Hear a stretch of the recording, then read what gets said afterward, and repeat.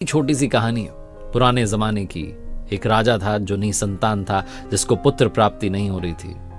बहुत जतन किए, लेकिन हर बार उसे निराशा हाथ लगी। किसी ने उसे सलाह दी कि आपके ही राज्य के किसी छोटे बच्चे की बलि चढ़ा दीजिए, आपको पुत्र प्राप्ति हो जाएगी।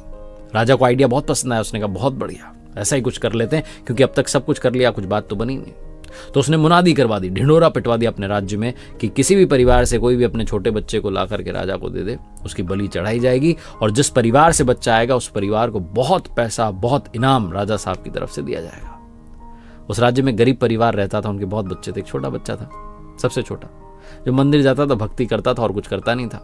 तो उस परिवार के मुखिया को लगा कि हमारे तो इतने बच्चे हैं, इसको दे देते हैं, क्या फर्क पड़ेगा, और वैसे भी किसी काम का नहीं है। तो उस परिवार के मुखिया ने उस बच्चे को राजा को सौंप दिया। राजा ने अपनी तरफ से बहुत सारा पैसा इनाम दे दिया उस परिवार को, खुश हो गया। अब वो तिथि आई, वो तारीख आई जिस दिन बलि चढ़ानी थी। राजा के मंत्रियों ने, सलाहकारों ने सारी तैयारी करवा ली। राजा का इंतजार था, राजा पहुंचा। बलि चढ़ाने की पूरी तैयारी थी, लेकिन राजा ने बच्चे से कहा कि बेटा तुम्हारी कोई अंतिम इच्छा है? तो उस बच्चे ने कहा कि हाँ, मेरी अंतिम इच्छा है, बस मुझे रेत का ढेर ला करके दिया जाए। तो रेत मंगवाई गई, मिट्टी जो थी मंगवाई गई। उस बच्चे ने फटाफट से 4 छोटे छोटे घर बना दिए, ढेरियां बना दी ऐसी। और उसके बाद उस बच्चे ने पहली वाली ढेरी को, जो पहला मकान उसने बनाया, उसको गिरा दिया। दूसरा बनाया, उसको गिरा दिया। तीसरा बनाया, उसको गिरा दिया।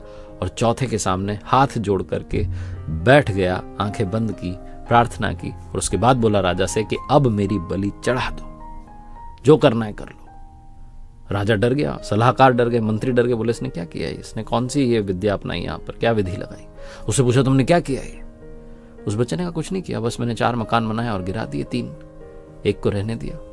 राजा ने पूछा तुम क्या चाहते हो, मेरा सर्वनाश हो जाए? तुम ये चाह रहे हो कि तुम्हारी बलि के बाद मैं भी खत्म हो जाऊं? बच्चे ने कहा नहीं, मैं किसी का बुरा नहीं चाहता। जो 3 मकान मैंने गिराए, पहला मेरे माता पिता का था, उनकी जिम्मेदारी थी मुझे बचाना, लेकिन उन्होंने तो पैसों के लिए मुझे बेच दिया, तो उस मकान को गिरा दिया। दूसरा मेरे सगे संबंधियों का था, रिश्तेदारों का था, उनकी जिम्मेदारी थी कि मेरे माता पिता को बुद्धि दें कि मुझे ना बेचें, लेकिन उन्होंने भी कुछ नहीं कहा, उनका भी मकान गिरा दिया। तीसरा मकान आपका था राजा साहब, आपका तो सबसे बड़ा कर्तव्य है प्रजा की रक्षा करना, और आप मेरी बलि चढ़ाने चले हो, आपका भी गिरा दिया।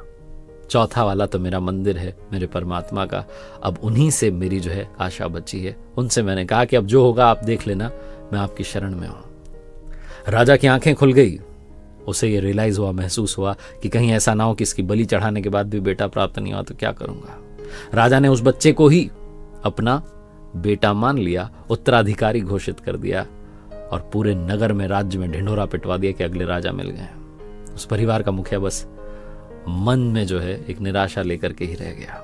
छोटी सी कहानी जिसका सार ये समझाता है कि अगर आप उनकी शरण में चले गए तो वो कभी भी आपका अहित नहीं होने देंगे।